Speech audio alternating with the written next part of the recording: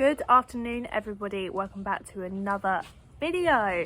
As anyone who has been following our journey may know, we have been in the Balkans for around 2.5 months now, and we have been to 9 Balkan countries, only missing out Romania and Greece. So we have decided to film a video on what you guys should know, like a top 10 list, what you should guys know before visiting the Balkans. because we knew nothing.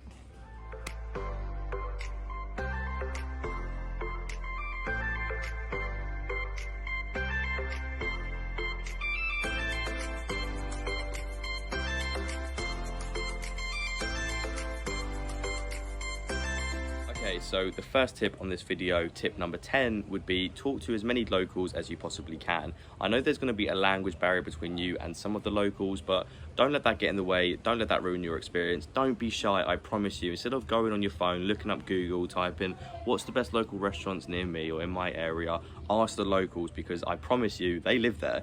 They know a lot more than Google. And a good story to tell, or an example, was when we was in Kosovo. We was trying to find a local place to eat. We couldn't find anywhere, and then we met a guy that was selling donuts. Yeah, with the American flags on it, remember? Yeah. Back in that video. He recommended us Tiffany's, and we went there. It was cheap, it was local, it was amazing. And then we recommended it to our friends Katie and Chris, and then they went there in their recent video. And they liked it as well. So it's like a chain of events. And also Google, don't forget, will give you the ones they've been sponsored. That's true, that's true. And if it comes first on their list, you know it might be It's going expensive. to be expensive. It's like hotels. Exactly. So I promise you, it goes such a long way, and it's such a more enjoyable experience, because the country could be amazing, but I feel like talking to locals is part of it. Do you know what I mean? Yeah. When going away, I love talking to new people, you know, learning about their stories, why they live there, what they love about their city.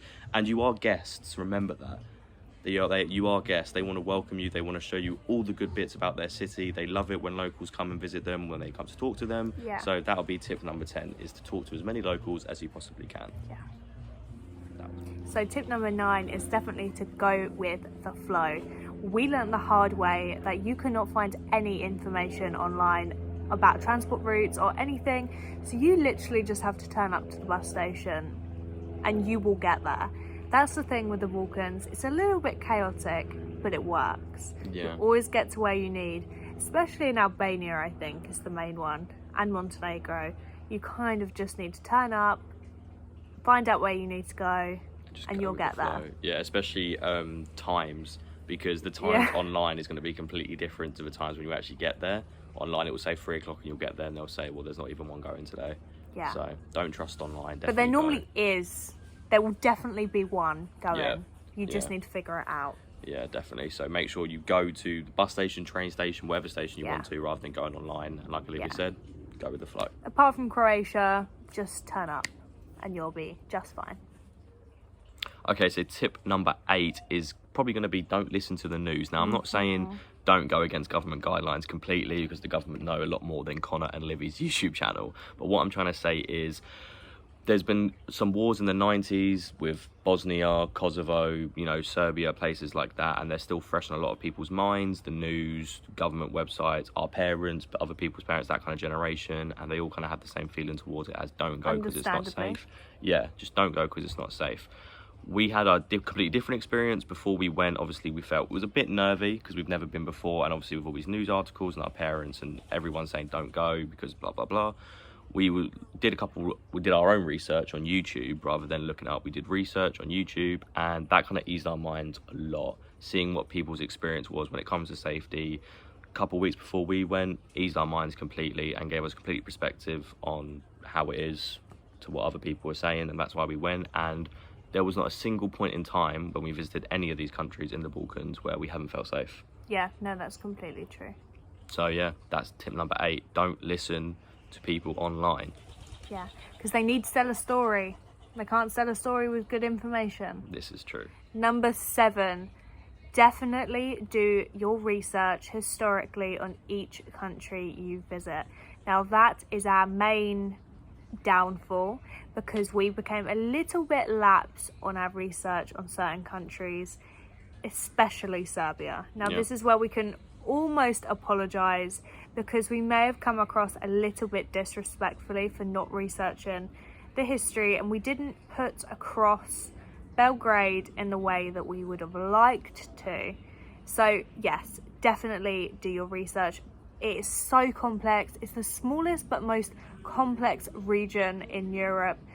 Definitely do your research. Don't make the same mistake we did, especially if you're doing YouTube videos. Because each country has their own side of things. Each country has their own history. Even though it may seem they're all conjoined together and they've all got the same story to tell, they haven't. Each country's got a different story. Be respectful, even if you're not meaning to be disrespectful.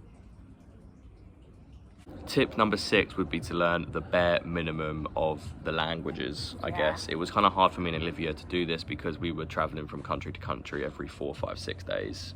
But we noticed there's a lot of similarities between some of the countries and how they speak, which was easier, I guess. And you'll know on Google Translate, it will just come up and you'll be like, oh. Yeah, that was the same in Albania or... Yeah, it's very similar. But the main point is it goes such a long way when you're in a supermarket or a restaurant or you're just stopping a local to ask for some directions. Knowing how to say hello, goodbye, thank you, cheers, or anything like that will bring a smile to their face. They'll understand that you're English, you're going to their country, and you're still trying to, you know, fit in, try to really get in with the culture, learn their language as much as possible. Yeah. And it goes a completely long way. It goes such a long way. Some of the people that we were talking to, when you start a conversation off in English, they could be like this. And you start it off with a hello in their country or their language, and everything will change. So that will be tip number 6, is to learn the basics of each language. Tip number 5 is SIM cards. Now, 3 out of the 9 countries we went to in the Balkans, we could use our UK data plans, so that wasn't an issue for us. But in the other 6 countries, we had no phones that worked, so we had to figure out what to do. Now, we used SIM cards in some countries, and others we just didn't bother and went with the flow. Montenegro, we recommend it because we ended up in an apartment that just didn't have any good Wi-Fi. And at the bus stations, they offer 500 gigabytes for like £10, €10, which was a really good value, and it works so well. But honestly, Wi-Fi is very accessible, and you can download Google Maps, so... That's true, yeah. If you want to save money, download the place that you're going to. Yeah. And when you have got Wi-Fi and you don't have to buy a SIM card, and if you do want to buy a SIM card, don't buy your first option. Because remember, sometimes you get off at a train station, 10 gigabytes is like 25 quid. Yeah. Complete waste of money. So don't go for the first option. So you can do it for free. If you want to test your luck, which we did and was completely fine, use Wi-Fi, or you can buy a SIM card. Yeah, so like out of the 6 countries, 3 of them we just went with the flow. The other 3 we got a SIM card. So it's really up to your own personal preference what you choose to do. But is what it is. Are they essential or not? That's up to you to decide. Tip number 4 would be visit the old towns. I'm not sure if some of you watching may know this, some of you might, but the Balkans is home to some of the most oldest cities in the world. So when going there, the history, the people, the food is amazing. So I definitely recommend going to as many old towns as you can. Obviously, in most countries or cities, there's going to be like the modernized version of it. Half will be some modernized and half is the old town. Me and Olivia, we prefer the old towns because you can see a modernized city or town anywhere really, but the old town has culture, it has history, the people are lovely and welcoming. Maybe a little bit more expensive, but amazing. I mean, some examples: Sarajevo, Ljubljana. We haven't posted the other video yet, but Ljubljana was really good. Montenegro, Budva, amazing. So definitely visit as many old towns as you possibly can, and you can go home and tell your friends, tell your family that you've been to some of the oldest cities in the world. Unless it's Dubrovnik. Tip number 3 is going to be a joint one between ATMs and cash because they fall hand in hand. But basically, always have cash on you. We fell into this trap so many times, in particular Albania and Kosovo, because Kosovo doesn't have the banks hadn't given them the card readers, so you could not pay for anything on card, even our hotel. So we arrived thinking that the euros we had was going to last us the entire trip, but it didn't, because we had to take a massive chunk out for our hotel fees. So bear that in mind.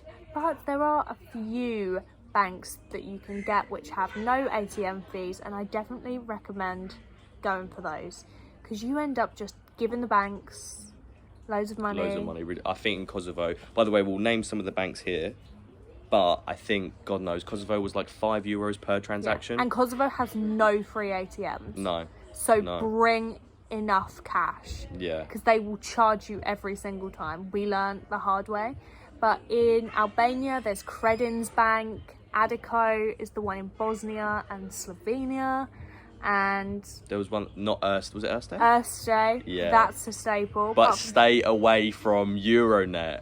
Oh my God. That's across Europe. Do not use Euronet. Don't use Euronet. Charge you. I remember, I know this isn't in the Balkans, but when we was in Poland, we had to get to Auschwitz and we had no money for the bus, and they charged me a fee of €15 to get out 10.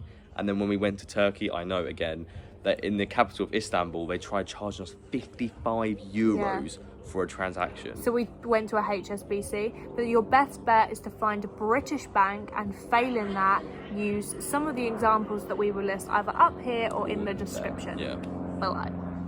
Okay, tip number 2. This is very important for me and Olivia because we're a lover of dogs. So if you are a lover of dogs, this might be the most important tip in the whole video. But there will be a lot of stray dogs in a lot of these countries. I can't remember the country that had the most stray dogs. Kosovo, yeah. Yes. Definitely watch our Kosovo series, because there was a famous dog that we met that was owned to the priest. It's starting to rain, so we are like, quick. We're trying to do this as quick as possible. But some dogs will have like a yellow tag on their ear, and that means they've been taken in, they've been treated, they've been vaccinated, so they haven't got rabies or anything. They're completely safe to touch, completely safe to handle. If they don't have it, don't touch them. Yeah, even though they might be the cutest thing on earth, do not touch them, because you just don't know what they may or may not have. Even though we might have done, but that's not. That was just at our own risk. So we completely love dogs. I know some of you watching this video may love dogs as well. So if you do see them with the yellow tag on their ear, that doesn't mean they're bad. That means they're good. So approach them, and if they don't, just stay a little clear away from them. Even if they're a really cute puppy, just try your best to stay away from them. It's so loud here. There's also a bid so that they don't reproduce, and then it kind of lowers the population of stray dogs. So I think it's good that the government's starting to do that. Really good. All this noise, like we got screaming, we got raining, we got a plane, music, we got so rain. We are like trying to hurry this video up, but stay away from the dogs without the yellow tag, and if they do have the yellow tag, do whatever you not whatever you please, but give them a nice little stroke. Tip number 1 and our final tip is just have fun. It is not as scary as it seems. You will be absolutely fine. Most of the backpacker route that people are starting to do is well thought out. You can find information online on traveller blogs, so like they kind of tell you how to do everything anyway. Just remember, we did all of this because we've probably read it from somebody else and watched a bunch of videos. And by the way, if you do want like a route and you want to have a nice safe route to follow, Olivia's done her route, so you can always get in contact with me or Olivia on Instagram, on Facebook, Twitter, whatever you want. Our links are in the description, I'm pretty sure, so message me or Olivia and we'll be honestly more than happy to help send you our route. And you can do it vice versa as well. Don't forget that we did change our route because there was a war in Ukraine and we caught COVID and rolled over. But that was the least of our concerns. But make sure, don't plan everything to a T. Things will change. We tried to plan everything to a T, made that mistake. Things did change. But like Olivia said, tip number 1, just have fun. But we absolutely love the Balkans. It is a beautiful region with such a rich history. I read somewhere that it's the smallest but most crazy historically region in the world, and I have to agree, but it will be one of the best times of your life because the people are amazing, the food, and you will just love it. You'll love it. We did, but we want to do a final bonus question, and that is our favourite country in the whole of the 9 Balkans we went to, which we will remind you very quickly: Bulgaria, North Macedonia, Albania, Kosovo, Albania. Have I already done that? Said Albania. Let me do it again. Okay, very quick. Okay, Bulgaria, Macedonia, Kosovo, Albania, Montenegro, Serbia, Bosnia, Croatia, and Slovenia. There we are. I would say my favourite was Kosovo. My favourite is Bosnia because I just think it's so rich in history and it is a very beautiful region with very, very genuine people. I'm going to say Kosovo because I think our perception of it before we went was very bad. I felt we're not going to be safe, we weren't going to enjoy it, and we went there, had a completely different experience. So absolutely love Kosovo, and North Macedonia is a huge shout out to them as well. And I do want to apologise for last week. We did not upload a video. We wasn't feeling very well at all, so we just couldn't upload, and we want to, you know, upload good quality content for you guys, not because we just have to.